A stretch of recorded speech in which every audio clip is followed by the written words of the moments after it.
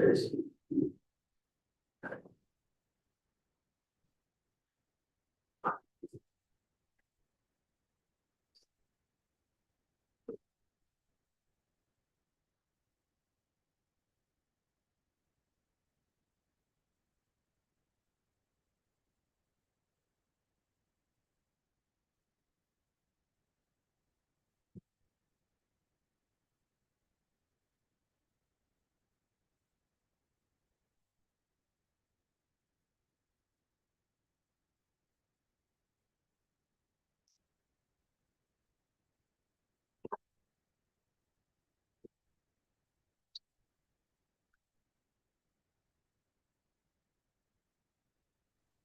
evening, sir.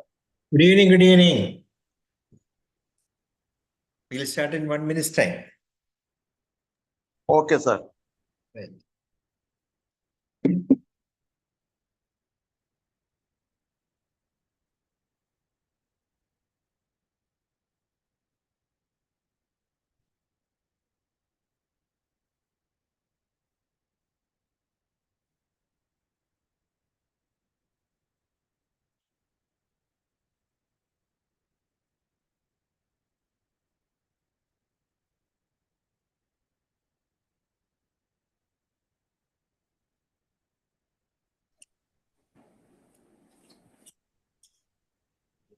Good evening, sir. Mohan sir, good evening, good evening. Sir, ഷർട്ടിന്റെ കോളറിന് ശരിയാക്കട്ടെ. ഷർട്ടിന്റെ കോളറേ. Okay, okay. Right side. Okay. പറഞ്ഞു തന്നായി കേട്ടോ. റൈറ്റ് സൈഡില്. ഇപ്പൊ ശരി. ശരി, ഓക്കെ. തെറ്റിപ്പോയി. ഞാൻ ശ്രദ്ധിച്ചില്ല.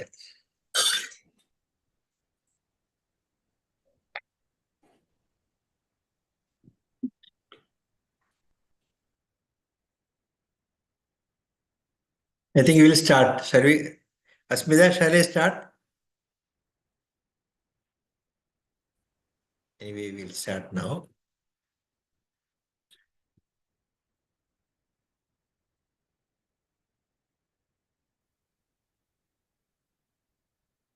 Is your screen seen?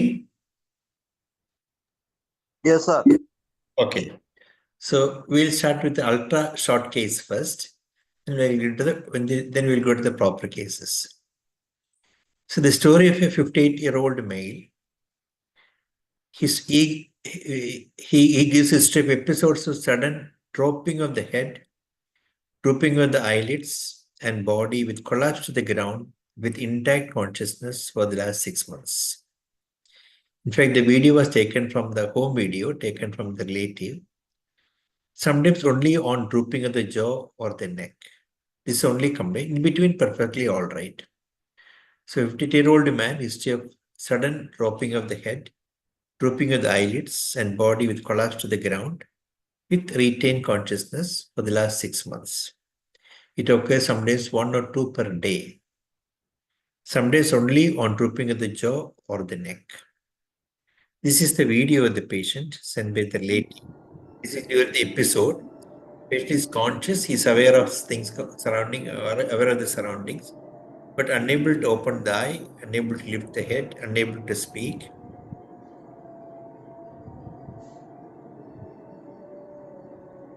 Cataplexy. Okay, very good. Cataplexy. Cataplexy. Yeah, this is cataplexy. Okay. After some time, he opens his eyes, become all right.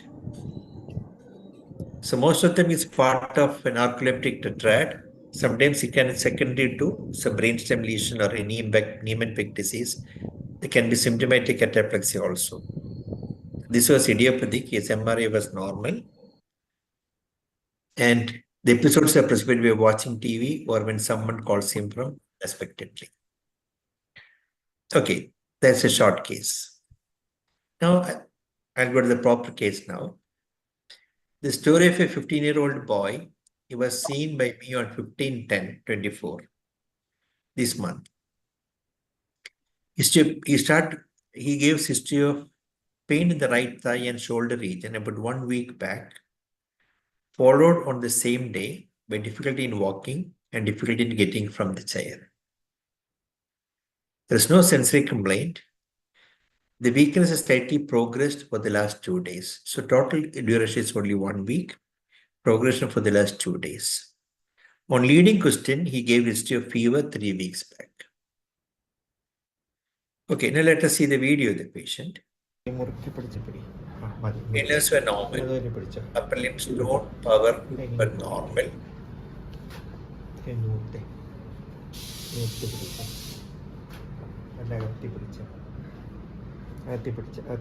Small muscles were of normal power. The lower limb, he could get up from the, he could flex the trunk. The tone was normal, but he could not flex the knee, could keep it, it comes down. Marked weakness, the hip flexors. Knee extensions are also weak. He could not push my hand forward. Not able to push it forward. And dorsiflexion was weak bilaterally, more weak on the right side. EHL was also weak bilaterally. Plantar flexion is almost normal, maybe mild weakness on the right side. Left side anyway is normal. Hip abduction was weak, bilaterally weak. Hip adduction was normal. Normal adduction. Hip extension was also mildly weak.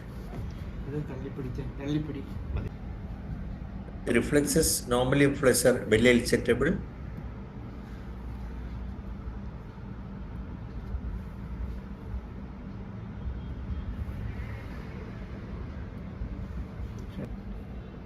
Abdominal reflex intact. Lower limb knee jerks are also well acceptable. It is slightly brisk.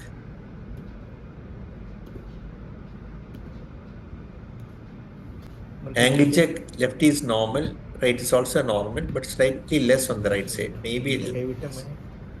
But if you look at the knee check, angle check, that is there. Plantar flexor, sensations all normal.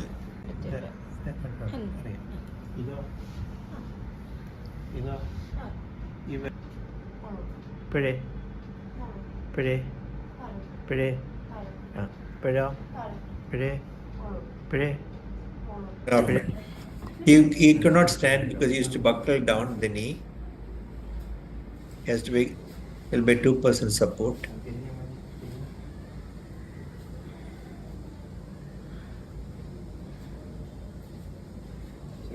He is buckled now. We have to call 2 persons to the way he slumps to the chair. He could get with the help of a hand, but without hand he could not get up. So on examination, tone power normal in the upper limbs, tongue normal. In the lower limbs, weakness of all muscles, or in the lower limb about gait 4, except for both hip adductors and maybe plantar flexors. All other muscles were affected. Maximum for hip flexion and knee extension. DT are all normal except for mild decrease in the right angle check. Abdominal reflex intact, sensations normal.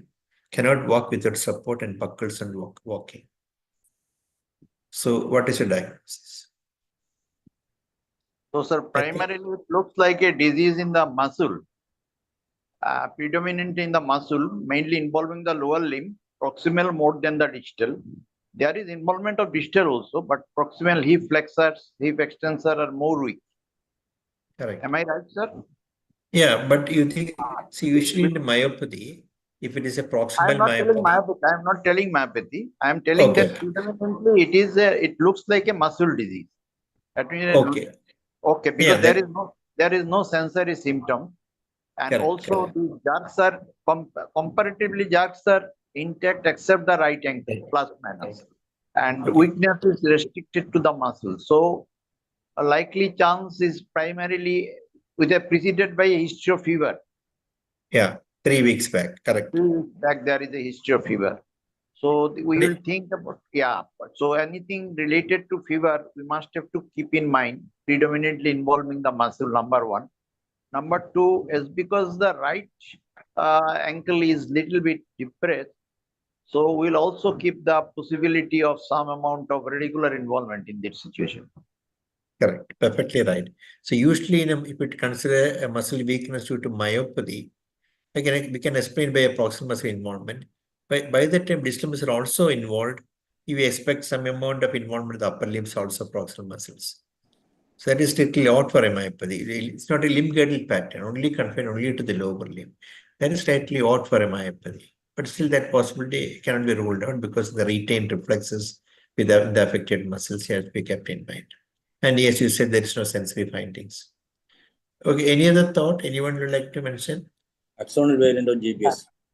Yeah, that's the thing you have to keep in mind. Possibility say GBS variety, the AMAN variety of GBS. Okay, that is one. Anything else? Okay. Hypokalemia, is there a chance? Yeah, but its duration is 1 week and it has been progressing. And the potassium was normal initially when you were seen first by the other doctor. Okay, so this is one possibility we can keep in mind. So what investigation would you like to do? Nerve conduction studies. Pardon? NCV. NCS. NCS. Okay, let us see the NCS. This was done on 510, about 3 days, 3 or 4 days after the onset of the illness.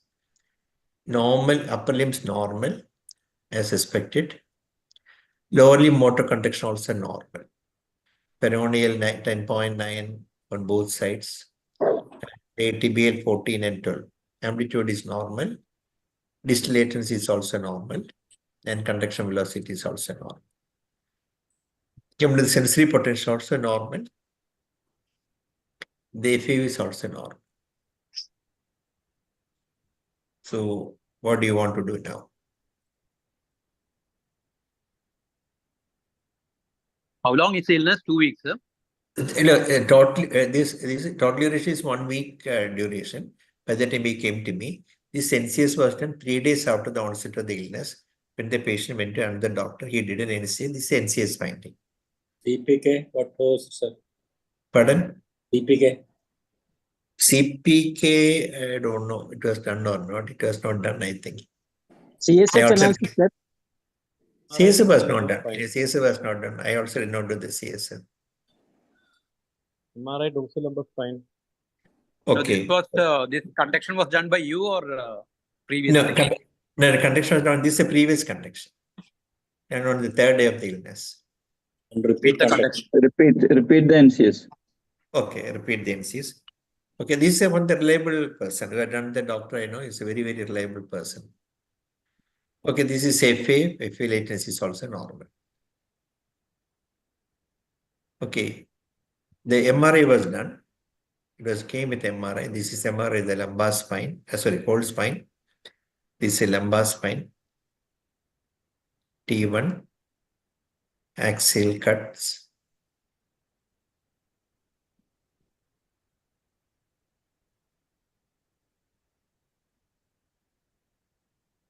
So MRI is normal. So as Joy said, you want nerve conduction. So repeat NCS was done 10 days after the previous one. That's the ideal time to do the nerve conduction to find out whether it's abnormal or not. Okay. This is a repeat conduction. The left peroneal amplitude and the right peroneal amplitude was decreased. But latency is normal, conduction velocity is normal. Okay. Then in the upper limbs, I did also the femoral conduction because of the maximum weakness was in the quadriceps. That was amplitude little less bilaterally. All other amplitudes were normal. In the upper limbs, everything was normal. So also distal latency as well as the conduction velocity. Sensory conduction was all normal. F wave is also normal.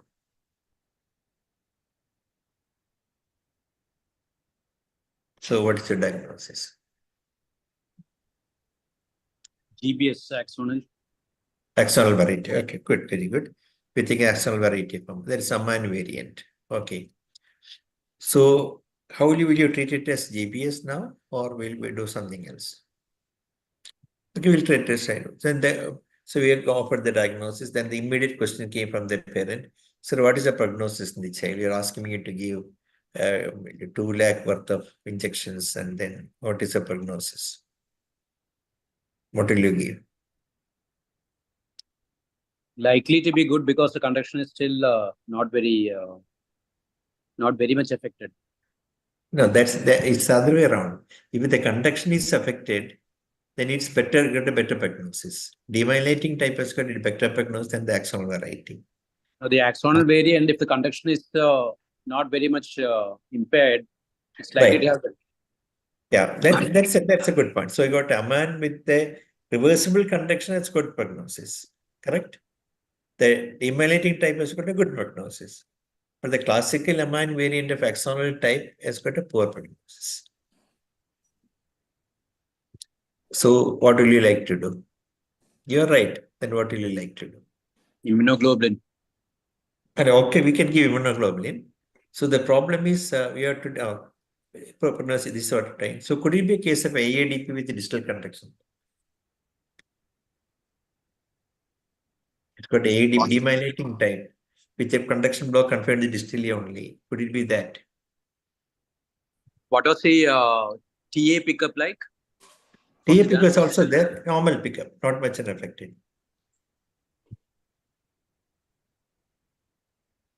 TA can show the TA value. The TA is 5.7.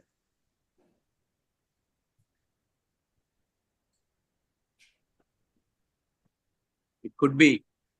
It could be. So the point is that in a demyelinating, can have a demyelinating conduction block, but usually if there is a demyelinating type of AADP, along with the conduction block, we expect some prolongation of the distal latency and conduction velocity. So a demyelinating disease only producing a focal demyelination is theoretically possible, but practically it's not common. So it's less likely since least, but that's a theoretical possibility that I can always agree with you. So what will you do now? I want to be certain it's a demyelinating disease or not. Can be demyelinating conduction block or not. What will you do? Inching, sir. Not inching. Inching. Already we know there is a block there, distal to the distal stimulating point. That amplitude is decreased. Can do EMG. Pardon? EMG. EMG changes even its axon. It will take time for the EMG to appear. EMG changes to appear. Innovation to appear. No, if the denervation is there, then you can say it's axonal. Yeah, but it will take time. Even its axon, it will not appear now, either within 1 week. Sir, CSF study? CSF you can do, but that's not going to differentiate between the AMAN variant or the other thing. Antibody level, sir. Antibody level, yeah. Which antibody? Ganglioside antibody. Yeah, yes, for the AMAN variant, okay, GM1 antibody. Okay, that you can do. But I'm only talking about the very simple things. See, what do you do? Look at the waveform. That's the best thing to find out dispersion of the potential. And look for chrono dispersion. See let us see the waveform now. See if there is a demyelination, the amplitude is decreased because of one conduction block, or it can be dispersed. That also produces spurious decrease in the amplitude. Because the duration is long, the amplitude will come down.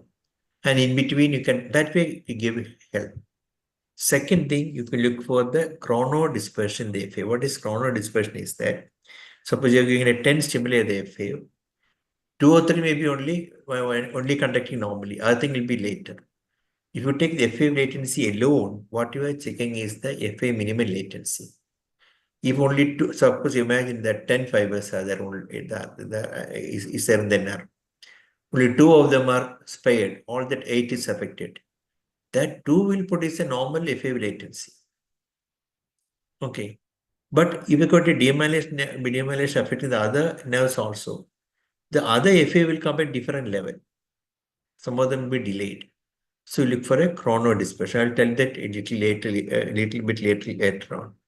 So what to look for is the waveform pattern, not just read the values. So this is a waveform. This is the left component parallel parsing. There is no dispersion of the potential. And this is the F wave, normal latency. There is no coronary dispersion. Then this is right peroneal, normal amplitude. This is F wave latency. This is the pickup from tibialis anterior. This is right peroneal pickup. Then the left tibial, again no dispersion. And the F wave latency is normal. This is right tibial. This is also F wave from the right tibial. So all are perfectly fine. This is the pickup from the gastrocnemius. Okay, forget about those things. Snap, left sural, right sural, norm. Okay, right femoral CMAP. So the findings, no dispersed potential. Distal latency and conduction velocity are all normal. No increased coronary dispersion. So what could be? So that relatively certainly it rules out a demyelinating disease. Even if a proximal demyelination, it would have picked up in the increased coronary dispersion.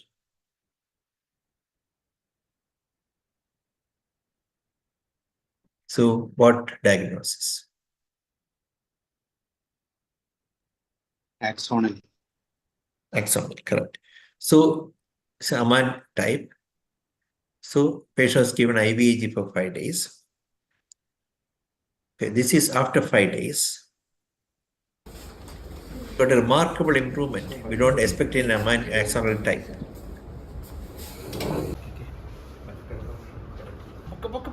Reflection was good power, not fully, but still it's got a good power compared to the previous one. Knee extension and hip flexion was good. Knee extension is also good, but not normal. But much better than before. Usually he was not able to extend at all. The right is slightly weak, better, but left is totally improved. Normal power. And the plantar flexion was normal. The hip abduction, which was weak earlier, has become normal now. Hip extension also is improved. The reflexes remain the same in the upper limb.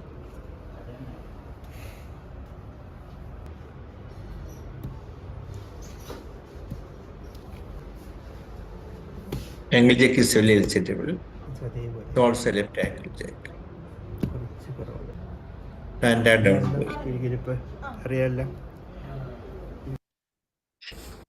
So all muscles have improved in the muscle power. However, there was still mild weakness in the plexus, knee extensions, right dorsiflexus. He could walk without buckling of the knee. So what is the diagnosis now? Is it AMAN variant? Still be. How can AMAN variant improve that much with axonal type? No, it's possible, no? It's not impossible. Usually axonal. So this is what you already initially said. This is the AMAN with a reversible conduction block. It is not an axonal degeneration. It's a nodopathy. There is actually a block occurring at the node of Ranvier. It is just like a demyelinating block, but only thing is its pathology is not demyelination, but the nodal dysfunction. So distal to that nodal dysfunction, the axon is normal, the nerve is normal, proximal to that the node is normal. It is something like a block occurring at that level. The nerve conduction is not, nerve impulse is not allowed to pass through, so the distal velocity will at least be normal. Proximal to that also the conduction velocity will be normal, except if that happens to pass through the node of that particular region. Okay. Now I'll tell you about that little later on. So we could work out what we can do. So the repeat conduction did not show any significant change in the amplitude, but the patient has improved. So nodopathy with reversible conduction block or AMAN with the reversible conduction block.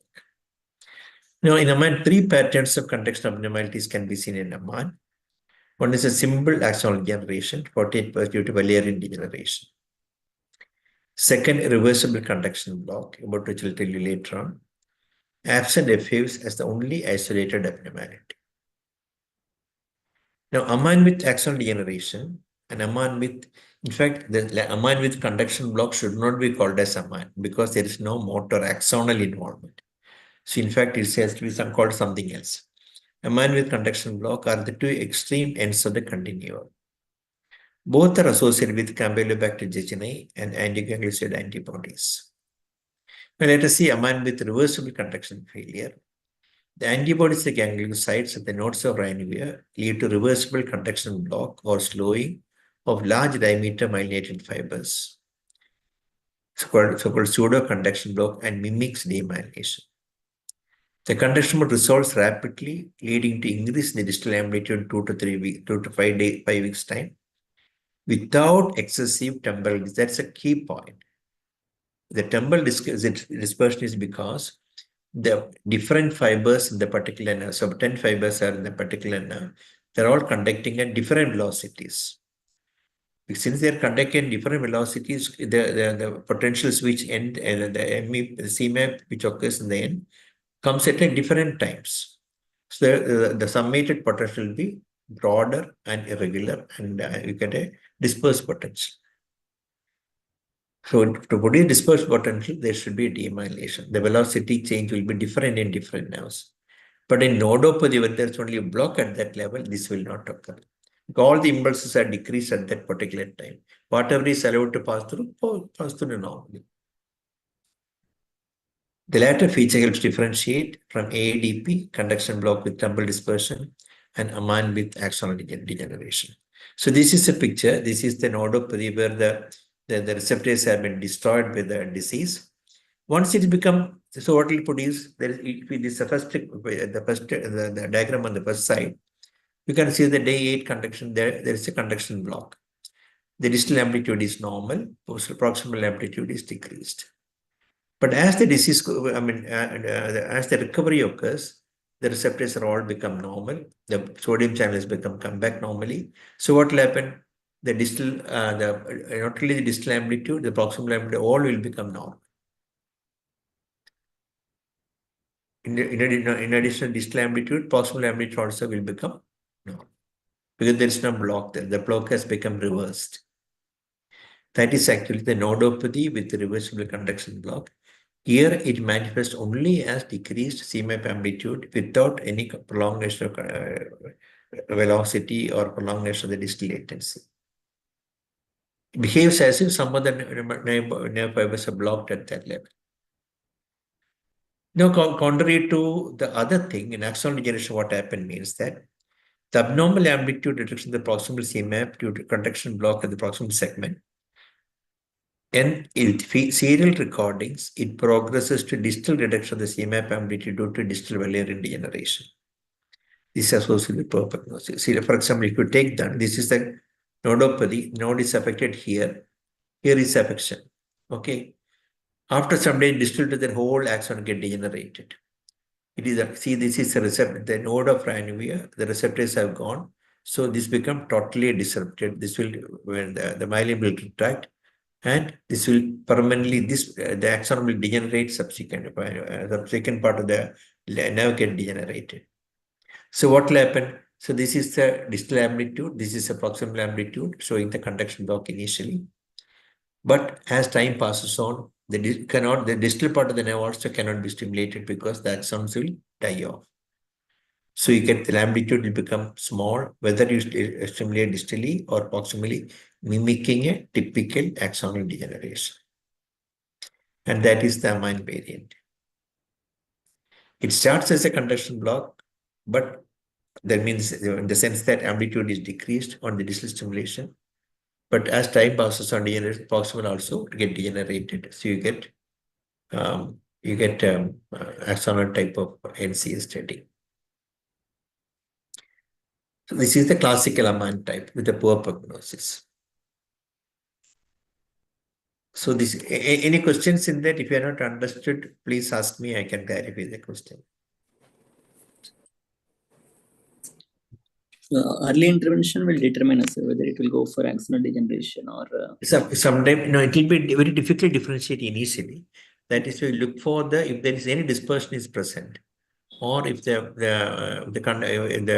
demyelinating features are present, like a prolonged contraction velocity, prolonged distal latency, dispersed potential, then you think more of a demyelinating block, and prognosis is good.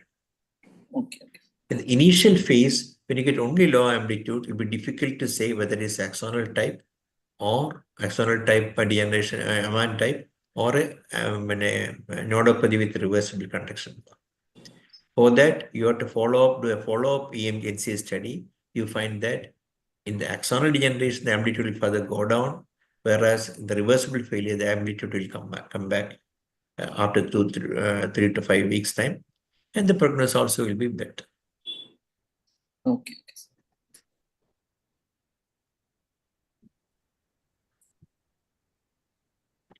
The only proof is you repeat conduction, find out what is happening to the conduction of abnormality.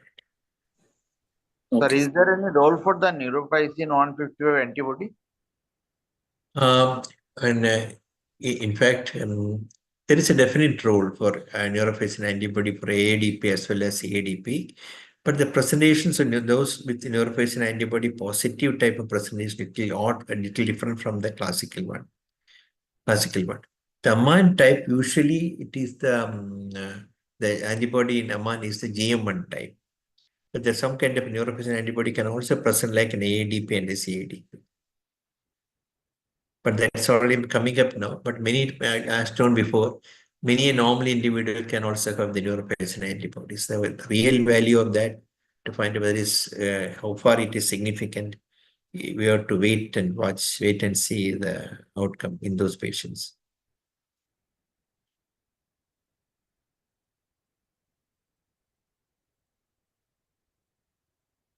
Suppose you got a classical GBS. The patient does not respond to treatment. Then suppose you get IVIG. Then you can do the neurophysin antibody and find out if one of the 158 or 168 is present. Then you can choose to, instead of giving IVIG, you can go for rituximab. Some of the neurophysin antibody-mediated disease will respond to steroid. Some of them will respond to rituximab. Some of them will not respond to IVIG. So those things will be decided depending upon the type of antibody, and the clinical presentation also different. Some present with severe wasting, sensory loss, then pain. So those things will try to, some associated with nephrotic syndrome. So these are the clinical clues by which to suspect that neurophysin antibodies may be operating underneath. But that we usually do when the patient does not respond to, say patient you get IVIG, no response, you give plasma but no response. Then we'll start thinking that it's not the common garden variety of a GBS. Sir, is there any role for injection methylprednisolone? Yeah, definitely there is a role. I'll show you a case next week. A case where the person has improved with IV methylprednisolone. I'll bring that case next week.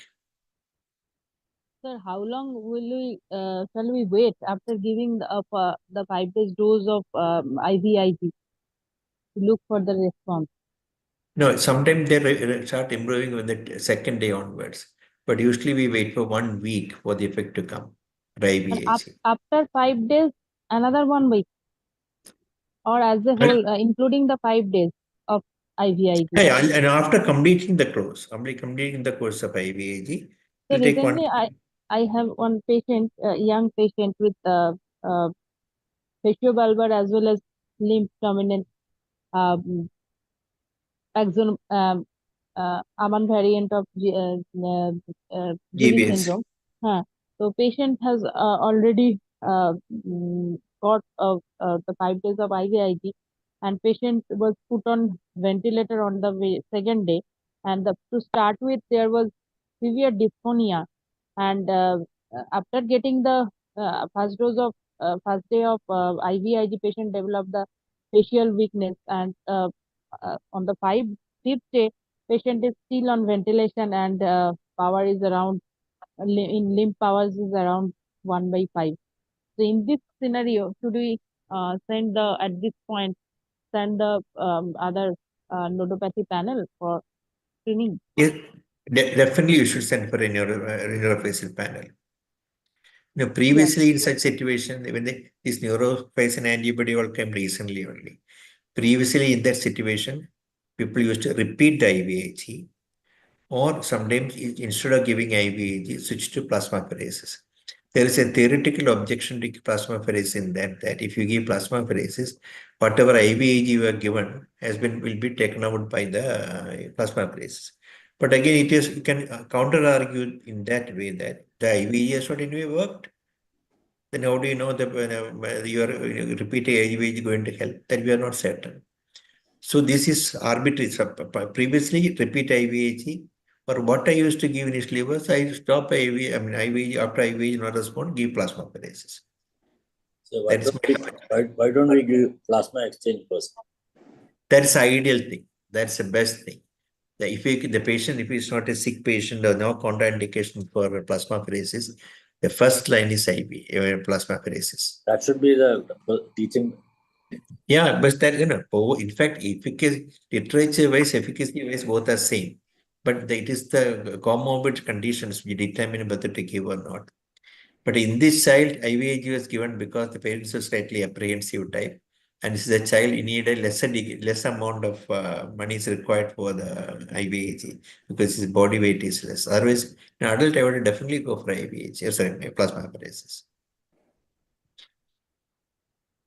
But the point, the case which was pointed out by the previous doctor, see, that is a situation where you have to look for neurofacial antibody.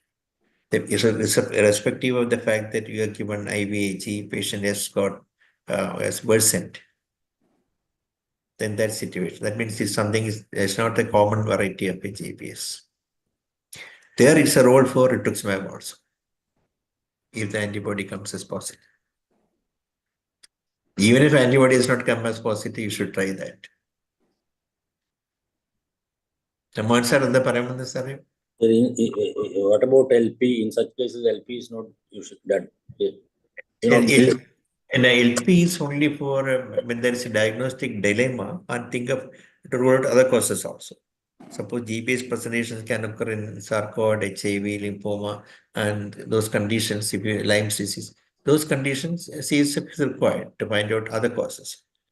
But if the NCS parameter is not forthcoming, there it is for a diagnostic purpose. But here the diagnosis is fairly certain.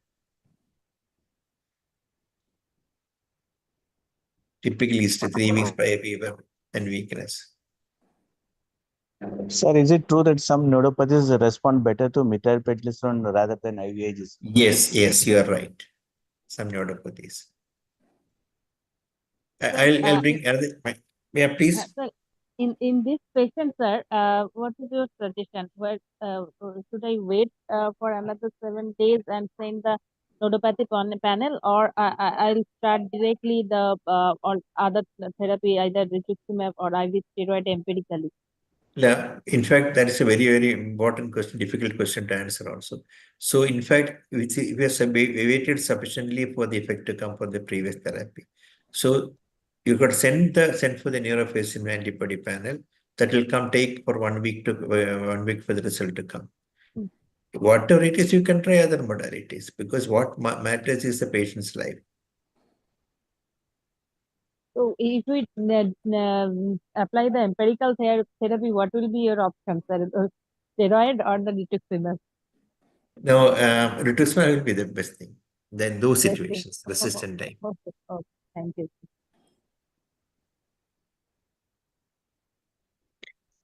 Okay, I will show another case. A 45-year-old man, history of aching pain in the back for the last 1 month, no radiation of pain along both the lower limbs. Numbness of lateral side of both thighs for 3 weeks. History of buckling of both knees on climbing downstairs and difficulty in getting up from squatting position for 2 weeks. That means predominantly proximal muscle weakness. History of loosening of chapels for the last 2 weeks. and the deficit is static since then.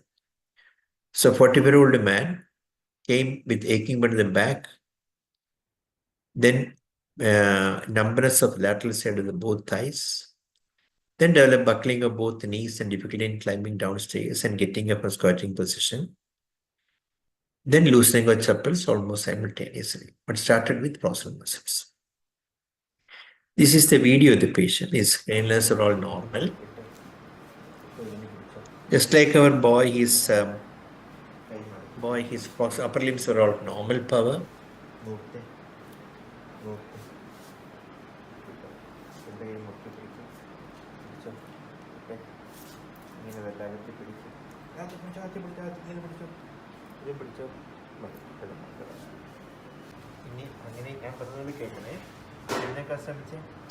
You could get up from the lying position, but he has marked weakness of the hip flexion. Not weakness, mild weakness hip flexion. He was weak.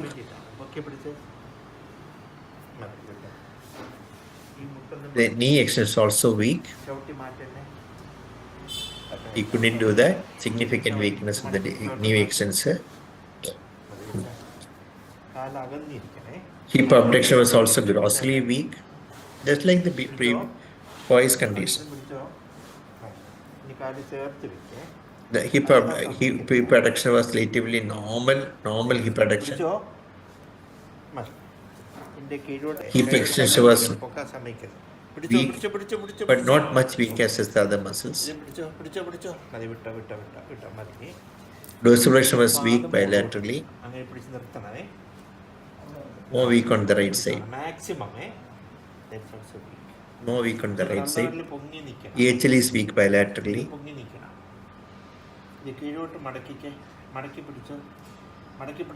Plantar flexion normal.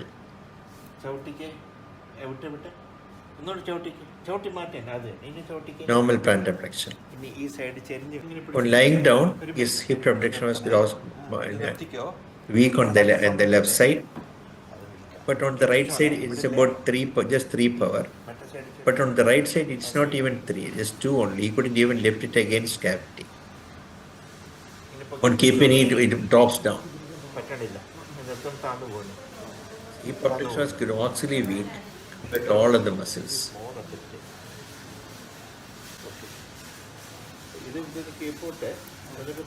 Check the hip extension 1 second. That's relatively good power. It's not weak as that of hip abduction. That is good power. Come to the reflexes. Upper limb reflexes normal.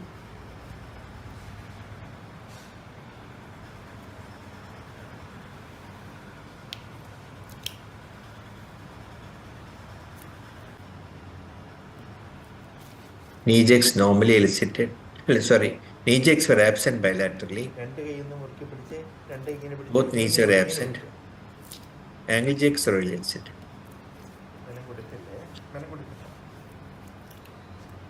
See, very well elicitable ankle jack. Remember, the plantar flexor power was normal. Plantar flexor.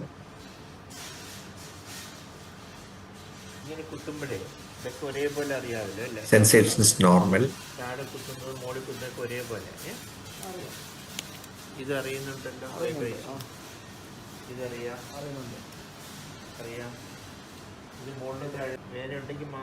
Yes, no muscle tenderness. SLR was negative.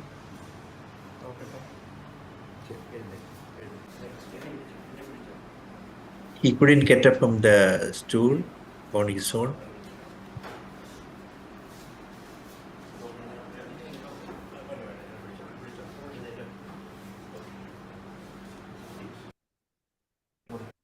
So tone normal in both upper and lower limb. Motor, weakness of both hip flexors, knee extensions, right more than the left.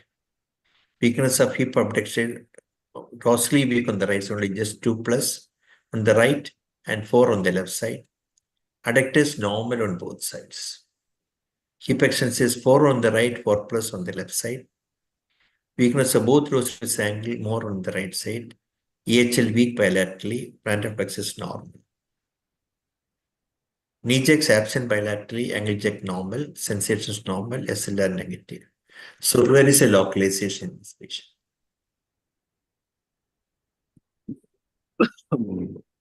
Hip extension is normal, sir.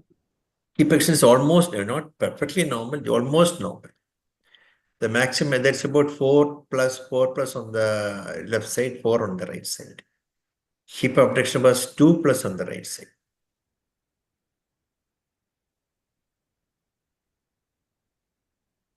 Adduction normal. Knee extension weak. Hip flexion weak. Maybe Knee lumbar flexion plexus. and hip extension. Pardon? Knee flexion and hip extension. Knee flexion is okay. I did not look for the knee flexion. Hip extension is weak. Bilaterally weak. About 4 plus on the left side, 4 on the right side.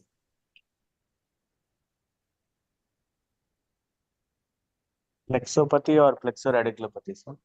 Good. That's a most like so flexopathy or flexoradiculopathy. Okay, very good. So what was pure motor weakness of the lower limbs? Now the question now comes: was it in the root, motor root, of course? Was it in the plexus? But there is no sensory in this patient. Was it an affection of multiple peripheral nerves? Was it in the muscle disease? Let us go by one. Do you think it's a lumbosacral radiculopathy? Something like a meningeal disease producing radiculopathy? Or just pure radiculopathy? Is it likely or not? Likely. Plantar flexion is not weak. The plantar flexion is not weak, but that does not exclude this radiculopathy. No, the hip extension is weak, no? So, correct. So that's the, you have to say that. Feel good. Marked weakness hip abduction. Still, the other muscles supplied by the same roots are spared. See, for example, weakness of the corticeps there with spared adductors, and severe weakness of hip abduction with the minimal affection, dorsiflexion of the ankle, and normal power of the plantar plexus. Joy was telling. That's the point. You have to see in the presence of that thing, presence of normal plantar flexion and almost minimal dorsiflexion, significant hip abduction, you don't expect in a radical because the same roots are supplying the thing.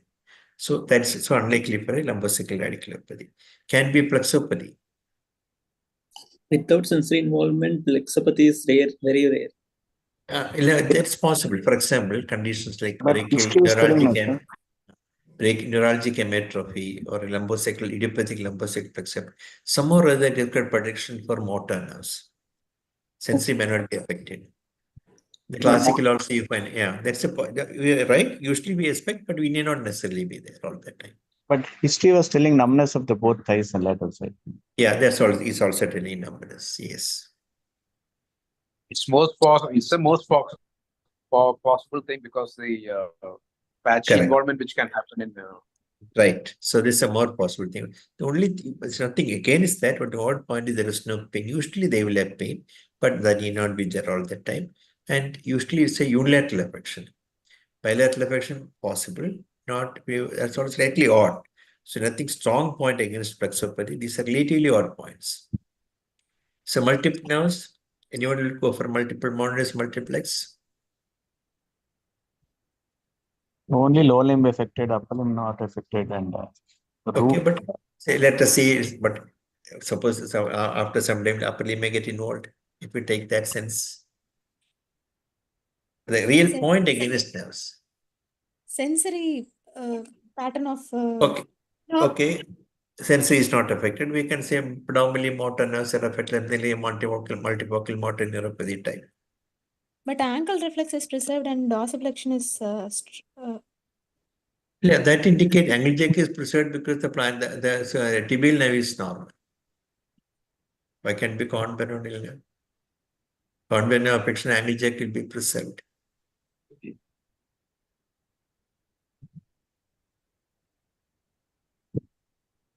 Possible. Yeah, but the only thing is that the weakness is not in the distribution of the nerves. Theoretically, you can say affection of both superior, because you see the superior inferior gluteal nerves are affected, CPN is affected, both femoral. So the pattern is not fitting with that thing. Okay. But theoretical possibility is that all these nerves are affected selectively, both sides. See, it's not theoretically possible, but not logically possible. Okay. All these nerves are affected with the dense sensory, only convey lower limb. This pattern almost bilaterally coming like that's a little odd.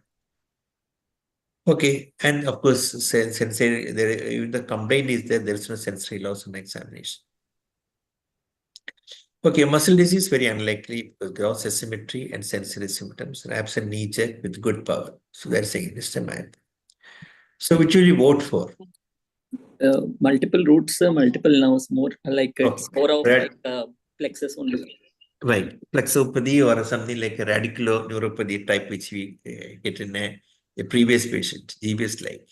They do not respect any strict root or nerves, we do not respect. So, pure motor affection possibility is more for the GPS. That's the first diagnosis. So, what in porphyric neuropathy because of the angle jerk preserved with knee jerk absent? Any kind of acute presentation that comes as a DD with predominantly motor, but it's that the classical pattern is not. Porphyria usually bibrachial and sometimes only both radial may be affected, possible bathing suit, sensory loss, but one cannot totally rule out. No other features of porphyria. No, the preservation of angle reflex with loss of knee jerk is one thing which was. Yeah, but that all depends upon, see, for example, in GBS also the posterior muscles are affected, distal may be preserved. That depends on which nerves are about affected. Okay, what investigation would you like to do? Nerve conduction. Nerve conduction. So this is a nerve conduction. Then there, see the amplitude, upper limbs normal, lower limb mild reduction, not questionable. 5, it is within normal range, and all latency is normal. Conduction velocity is normal. F5 normal. Snaps normal. So back to square one. What will you like to do?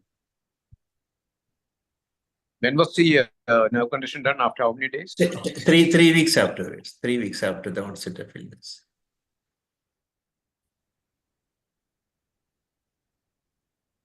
Unlike the previous one, it was done. We did a repeat one. This is already 3 weeks. I'll tell you the set duration. I'll tell you just 1 minute.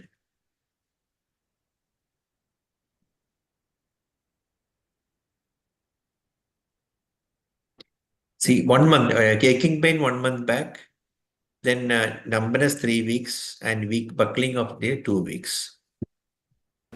That is total 1 month, but after the onset of weakness, 2 weeks already passed. We take numbness is already 3 weeks. What about the waveforms in this patient? Correct. You good. Very good. So in fact, the patient already came with an MRI. Let us see. So this is MRI. Showed a disc protrusion at L2, L3 level. Another below also. There are two multiple level disc protrusion.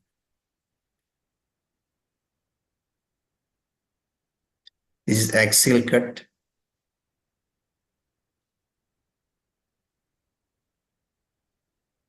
L3, L4. L4, L5 also there is a small disc. Plexus also normal. So what do you think? How does the MRI help? Do you think it could be due to the disc prolapse? It's got a high disc L2, L3 disc prolapse. Root canals are not narrowed. Pardon? Root canals are not narrowed. root canal stenosis, right? But what's the main point again? Unlikely, sir. No caudate, it is not a caudate canal lesion. Why? Because even L2, it's a large chunk disc between L2 L3 will not produce this kind of pattern because hip flexion is weak. If hip flexion is weak, the L1 root has to be affected. Iliopsoas is weak. That means lesion is proximal to that. So caudate lesion, if you get hip flexion weakness, usually think away from a caudate canal lesion unless there is some carpeting lesion going up. Usual discompression of the caudate canal will not affect the hip flexion. So you may find disc protrusion, but that is not causing the patient's deficit. So we can also say that the hip adduction is normal with hip flexion. Yeah, right. That also is another point. You could knee in the presence of a weak knee extension. It's got hip adduction is normal, but the same roots are not. It's not fitting with the radiculopathy. That point already we said initially. Again, hip abduction, that's the point. That's against the root. That is clinically that's agreed. So even if you extrapolate that into this, you cannot explain by a disc. That's the thing I wanted to say. Okay, so what do you want now? We know this disc is totally unrelated. Perfectly said. What do you want now? You want to treat him with steroid, AVAG1, or you want some more investigation? CSF. Okay, CSF to be done, right? But patient deferred CSF study. I asked him, coaxed him, he said he will not do that. What to do? We have to treat the patient. Treat the patient, okay?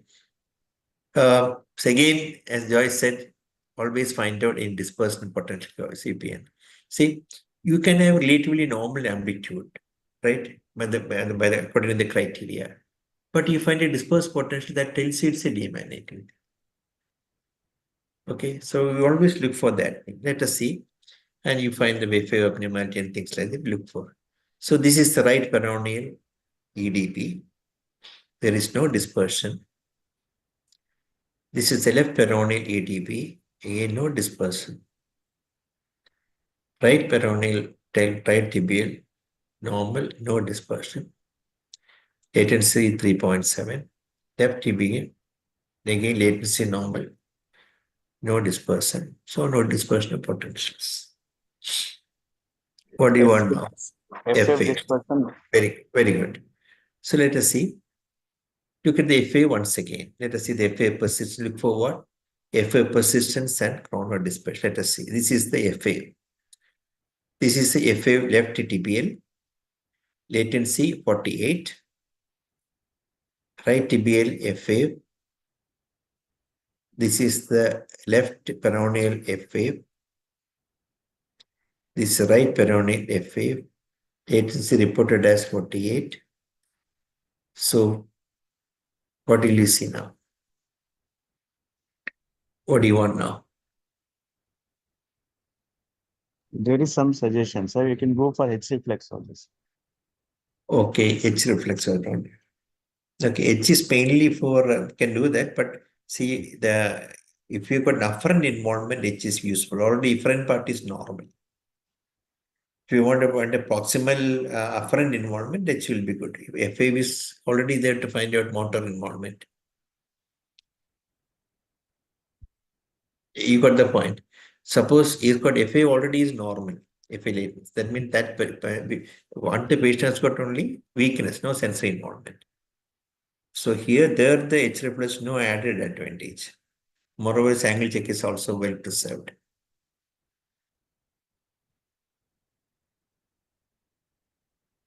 Okay. That is exactly the reason I bought the case because we usually do not look at these parameters. Now let us see what is happening to our patient now. Most of the FAs are blocked on the left and the right peroneal cavity. Let's see. Remember the affected muscles separate with the peroneal. So look at the right tibial and right peroneal. Do you find any difference? See, this right tibial is normal. Look at the right peroneal. Most of the FAs are not seen. And whatever they are depicted, the real FAs are also, we are not sure. Only 4 of them can be seen, but all other things are not seen. That is called FA persistence. That is We can definitely make out the difference between the two. And let us see the left tibial and the left peroneal. Again, you can find only one or two FAs only. And whether they are present. See, this is the problem of reading only the report given by the electrophysiologist. They will take only one wave, that means the latency is normal. If all of the waves are not seen, still latency is normal. So unless you look at the record by yourself, you will miss what is called FA persistence and chronodispersion. Now I'll tell you what is this FA. This here, the FA persistence only very few. Only one in the left peroneal, or one or two in the peroneal, or four in the right one. What happened to other fields? They are blocked. Why blocked? They are demyelination. Proximal demyelination is there. If you take only the latency, FA latency, they may spuriously think it is normal. Now, so let us see the other nerves as well in this patient. See, this is the left ulnar. Again, you see the FA. Latency reported normal, 28.2, but only one FA or two FA. Even the left ulnar shows decreased persistence of FAs in this patient. Now, when ED, so the lesson is that when electrophysiological values given by the lab do not fit in with your clinical diagnosis, check the waveform again personally. Otherwise, you will miss it. Now, let us check the first patients, the boy which has said. You look at the FA, this I have shown earlier. See, it's only 4 FAs are there, other FAs are absent. But he has got other evidence, like his magnitude became later. This again shows that there is a proximal block there. So if it's FA persistence, what is FA persistence? The FA persistence is a measure of the number of FAs obtained per number of stimulations. Usually we go 10 stimulation. The 10 stimulation, usually 10 will also produce some FA abnormality. But only 2 or 3 are there, the persistence is low. Normal FA persistence is up to 80 to 100%. It's always above 50%. So this is FA persistence. Here, for example, if you take this graph, see 2, 1, the FA persistence is 80 because this is not conducting. This is also not conducting. It's only 80%. The normal values, mean values of FA persistence when recorded from the abductor pollicis brevis, abductor digiti minimi, soleus, and abductor hallucis are about 80 to 90%. The anti-gravity antagonistic tibialis anterior, extensor digitorum brevis, extensor digit communis muscle, the value is about 30 to 40%. Less than 40% is always abnormal. Now, this example of decreased persistence. This is left one is a normal one. The right side, see the FA is only on the 2 out of the 5. 2 out of the 5. Now, what is this chronodispersion? Chronodispersion is, see, one may be conducting normally, FA will occur in the normal latency. Other may be conducting slowly, far behind. That is dispersion. FA chronodispersion is the difference between the minimal, that is the fastest, and the maximal, that is slowest FA response. Normal chronodispersion is up to 4 milliseconds in the upper extremities and up to 6 milliseconds in the lower extremities. This is the chronodispersion. See, for example, in the 5th one, which you see 1, 2, 3, 4, 5th one, there's a correct, has come in the correct time. So look at the 3rd one, it is far behind. 3rd one is far behind. And that is the chronodispersion. The distance between the two should not be more than 0.6 milliseconds. There is a 6 millisecond. If it is more than that, means that this fiber is conducting slowly than the other one. That's also evidence of a demyelinating disease. So FAs in AADP and CADP, FAs have been abnormal in greater than 90% of the nerves in patients with acute and chronic demyelinating polyneuropathies, where abnormally no more than 50%. See, if you take FA latencies alone, it is abnormal in no more than 50% of these nerves. And in another 50%, FA may be absent. Abnormal chronodispersion or persistence of FA is present in about 25 to 50% nerves, and frequently the only FA abnormality in that nerve. So always make it a point, look at the The lesson is that go and look at the screen to find out whether it's normal or not. So this patient also given this thing, treatment, totally improved, almost totally improved. So any questions? So in normal individuals also like F5 impersistence or F5 abs. F5 can be absent in peroneal nose. Like, F5 cannot be normally, it can't be absent in the peroneal nerve. If the amplitude is very low, CMAP amplitude is low, it can be absent. okay.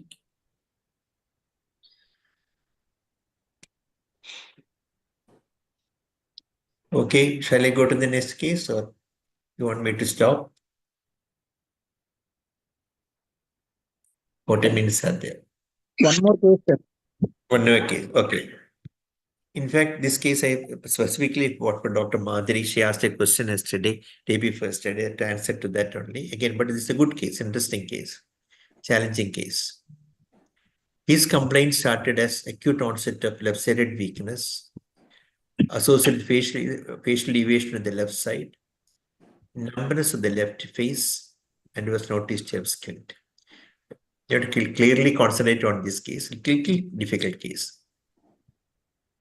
The weakness is improved to a great distance after 2 weeks, but on recovery, he found that he has defective vision and his left hand would go astray and it will move away from without his awareness and may even push the plates on the dining table.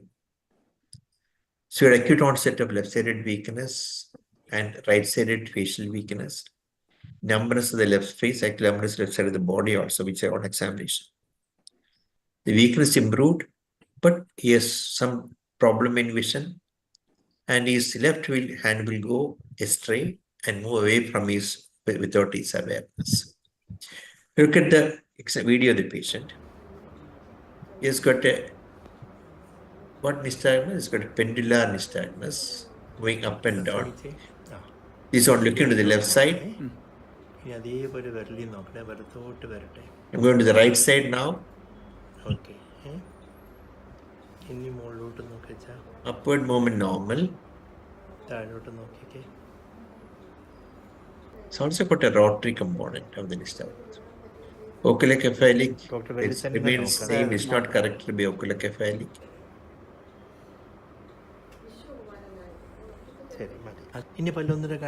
It's got a facial deviation left side indicating right facial weakness. Palate is normal movement. Tongue is not. There is no palatal tremor or palatal nystagmus seen. Eye movements are pendular, vertical pendular. Power is normal, and he has got mild pseudotheotic movements in the left hand. Yes,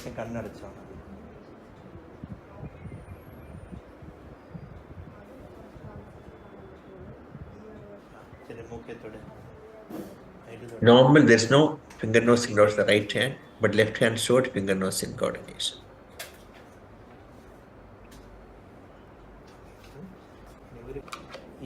And as you take this thing with the right hand, you could do it perfect. Now see how the hand goes when it tries to take up the object with the left hand. It was an abnormal dystonic positioning. Power, however, was normal in the left hand.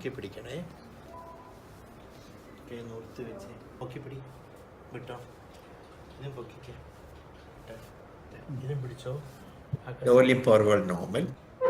The reflexes are also almost equal bilaterally, slightly brisk on the left side, but not definite symmetry.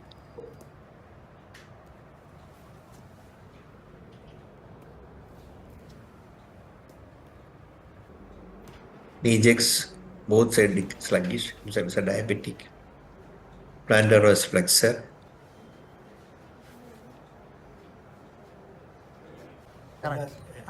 He said pain is decreased in the left upper lobe. He is able to feel pain, but it's not the usual one. Some abnormal sensation on the left side. Vibration is much less on the left hand. Johnson is normal on the right hand. He said he does not know where it is. Again made mistakes. Left lower limb also he made mistakes. Graph aesthesia, he could not. I wrote 6, he said 3. He could not say what was in his hand. On the right hand, he could identify the object. So this is the gait of the patient.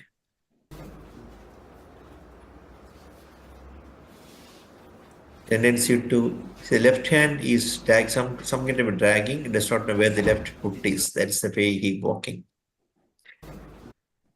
Now let's see what are the findings in this patient. Let us analyze one by one. Now this is he's looking to the left side. Left eye is fully abducted, right is partial adduction. So where could be the problem in this particular patient? Right MLF. Correct. Or right medial rectus. You're perfectly right. Abduction is full to the left side. Right adduction is restricted. It could be right medial rectus weakness or right MLF, as you said correctly. Perfect. Okay, so right medial rectus weakness, right partial and IN now. Now this is looking to the right side. What you would observe, right abduction is grossly restricted, left abduction is partially restricted. So where is the setup? What could be the problem here?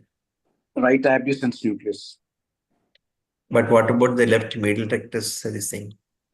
That's because the gaze palsy, right abducens nucleus causing gaze palsy. So if it's a gaze, is it a gaze palsy? Involved in the right abducens nucleus, not the PPRF. Okay, so what in that you have to say, when you say abducens nucleus, usually we mean that it produces a gaze palsy due to the abducens nucleus. Or we are going to specifically say that neurons supplying the lateral rectus is grossly affected, then in addition to the gaze palsy. That's what you have to tell, right? Yes. Yeah, because nowadays that's always a confusion. Because when we say abducens nucleus, nowadays we imply that it is going to produce a gaze palsy. Because the abducens neurons supplying the lateral rectus, the interneurons are all in the same nucleus. Okay, so it can be a gaze palsy plus a right lateral rectus palsy. Okay, the neurons, the lateral rectus. Or what else could be the problem? Or it could be right lateral rectus and left medial rectus. Okay. Or it could be lateral rectus with the left eye, that's also possible. Yes. It is not a pure, the point is it's not a pure gaze palsy, that's all. Because pure gaze palsy should not produce a disconjugation. But to localize everything onto the right side. Right. Perfect. You're right. That's the thing. So you have to localize everything. Otherwise, we got to put lesion on the other side. We think that's a logical thinking. You have to put everything on one side. The logical thinking will be, as Joy was telling, it's abducens nuclear complex is affected, but with predominant affection of the neurons supplying the lateral rectus. That's the most common.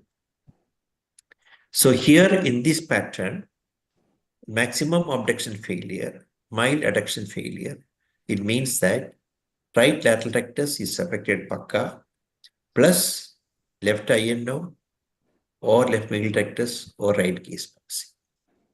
The adduction failure of the left eye could have been due to right gaze palsy, could have been due to left medial rectus weakness, could have been due to left INO. All are possible. So now question, is it 1.5 syndrome now? It's got a right gaze palsy and there is also adduction failure in the right eye. Once more, sir. 1.5 syndrome. Because initially, pardon? See? 1.5 syndrome of the right side. For example, here in the first actually this one, here right eye also failed to adduct. There is a failure of adduction of the right eye also. But then it won't produce so much of disconjugation when looking towards the right. It's 1.5 syndrome. That's the thing. So you can see it's not a pure 1.5 syndrome. It is a 1.5 syndrome plus the right lateral rectus neurons are also affected. Correct? Yes. Yeah. But you cannot expect just by a case abducens nucleus complex alone is affected. But to implicate right MLF also has to be implicated. Because the right eye fails to adduct completely. So now what remains is that there is it's not pure 1.5 syndrome because there is a symmetrical restriction. This will not occur with the gaze palsy.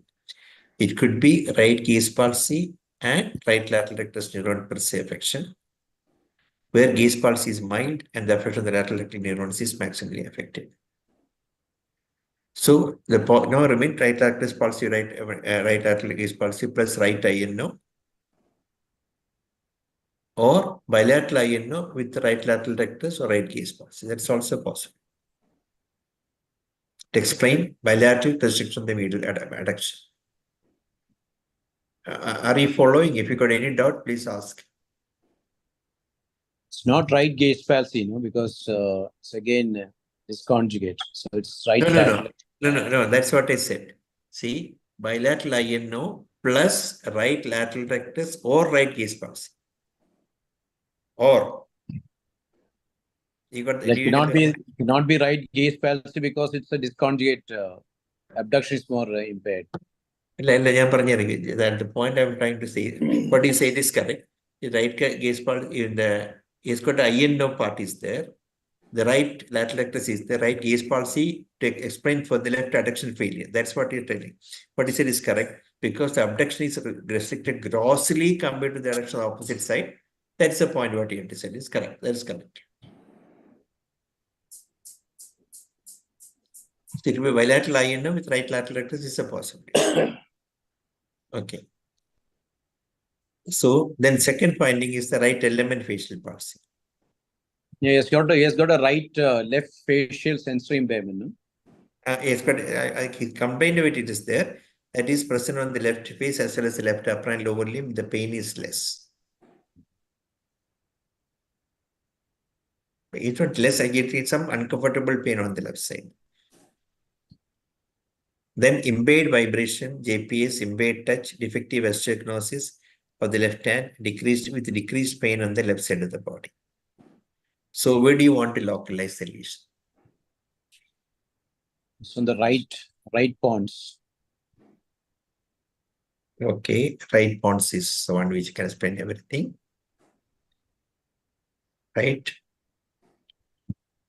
Cortical sensations are lost, sir. Pardon? Cortical sensations also. That's because the primary sensory loss. That is because it's ultimately if the medial lemniscus posterior column or its pathway medial lemniscus is affected, you can have a cortical sensory loss also. Ultimately, that is the pathway fibers, the sensory fiber, the touch fibers and proprioceptive fibers are carried through that pathway. When they are affected, the cortical sensation also will be affected. Because you cannot decipher out the drawing and all because that requires your primary sensations. What about the corneal reflex, sir? Corneal reflex, I don't remember that thing. This case was presented by you some few days back, no? Yeah, it is not few days, but some time back. I presented this case. And that's what I told. I'm presenting for a different purpose. I'll come to that purpose later on. It is also got a hand dystonia on the left side. That's because so sensory. Correct. I'll come to that. So this is the site of lesion in this patient. Okay. Right abducing nuclear complex with predominant effort interneurons. Right 7th nerve is affected. And the medial lemniscus is affected on the right side, producing the sensory loss and the dystonia. Now, this is the old MRI at the time of admission 5 months back. This is the site of lesion as we thought. Your hemorrhage is there on mainly to the right, also in the midline.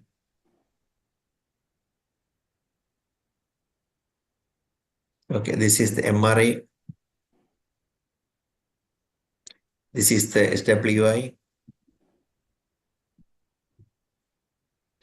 And this is the present MRI.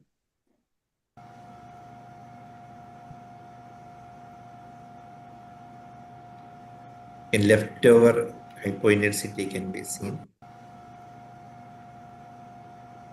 That is the diffusion. You can see the what is this structure? The inferior olivary nucleus is hyperintense on the right side.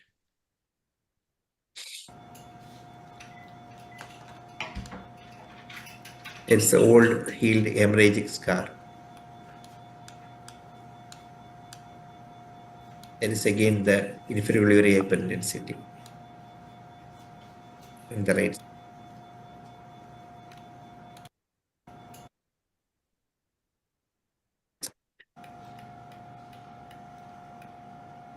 WI.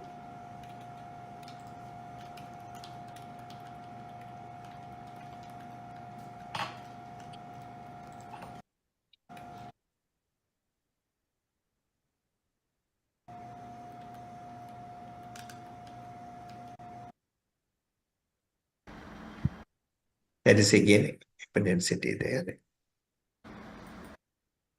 There is also another area of blooming on the left occipital cortex there. This is the spinal cord, not spinal cord, medulla, 8 to 8 sequences.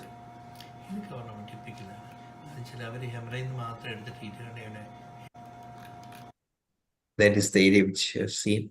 That is the area of hyperintensity. What do you think?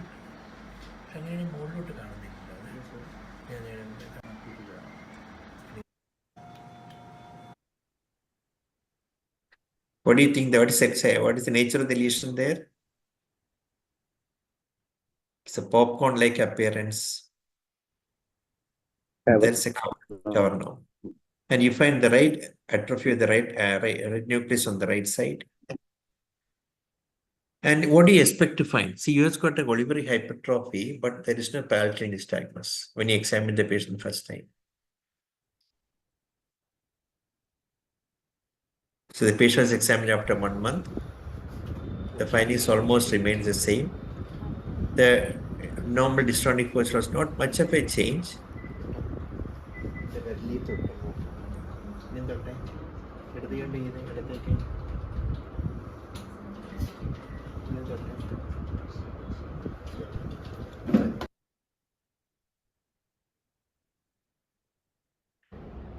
See, the palatal nystagmus has now come after 2 months.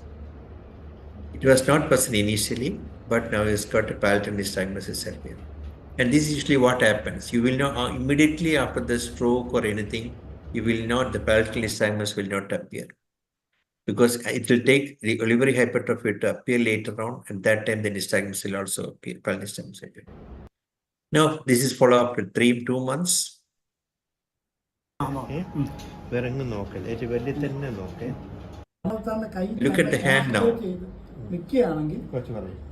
This dystonic positioning has become worse now. Usually it is only mild, it is very severe. Ask him, look at the hand, steady showing abnormal movement.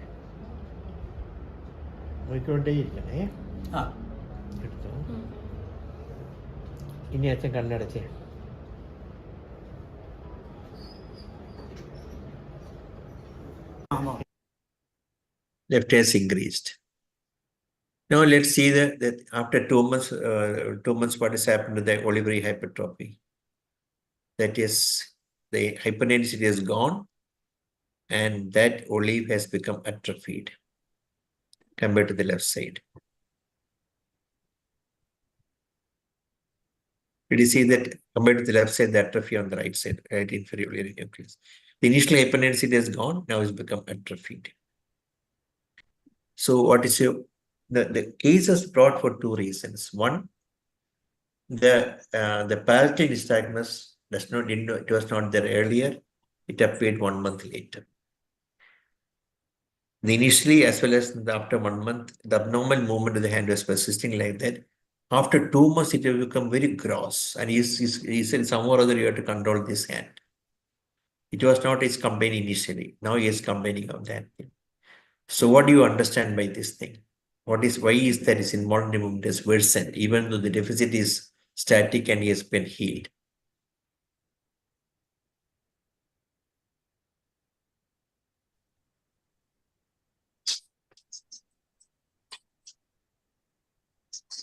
Why is it progressing? The dystonia. Which one is progressing? Dystonia. The abnormal dystonia in the hand and the arthrotic posturing is progressive. And the palatal tremor already was much later after the insult. This is because many a time in insult to the basal ganglia, the involuntary movement may appear late and progress later. Same thing with those dystonia due to sensory deafferentation. But even though we do not know the exact pathophysiology of dystonia, now look at how this dystonia is occurring in sensory loss. In proprioceptive loss. Dystonia and other abnormal movements in proprioceptive sensory loss is due to aberrant sensory motor processing, with the implication that distorted perception of incoming afferent information and its abnormal integration with the motor commands leads to excessive and undesired dystonic movements. So over time, what happened means this distorted perception of the perception will produce aberrant motor program. So normally for executive motor action, you should have a normal proprioceptive input. When it's disorganized, the sensory motor integration becomes defective and the motor program also becomes defective. That is explanation given. That you say many times, even though sensory loss has occurred after instead the thalamic stroke or other stroke, sensory parietal stroke, the involuntary movement may occur only much later. Because the proper sensory feedback on the periphery controlling the motor program. That is why I brought this case, Joy. Even though I know you got a good memory, remember that this case is presented earlier.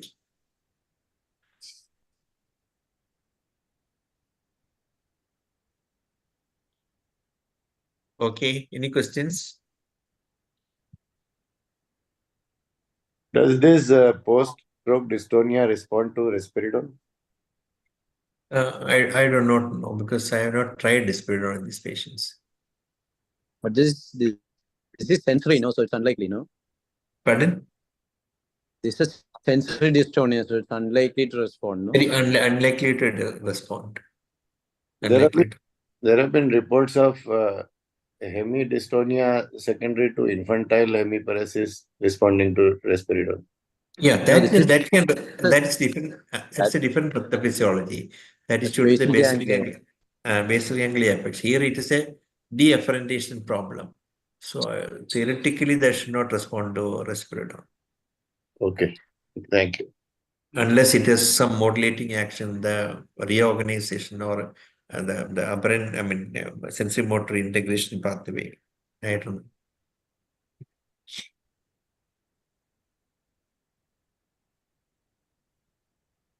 Okay. Thank you, sir. Thank you. Good night. See you next week. Thank you, sir. Thank you, sir. Good night. Good night. Thank you, sir. Good night. Good night. Good night. Thank you, sir. Thank you. Good night.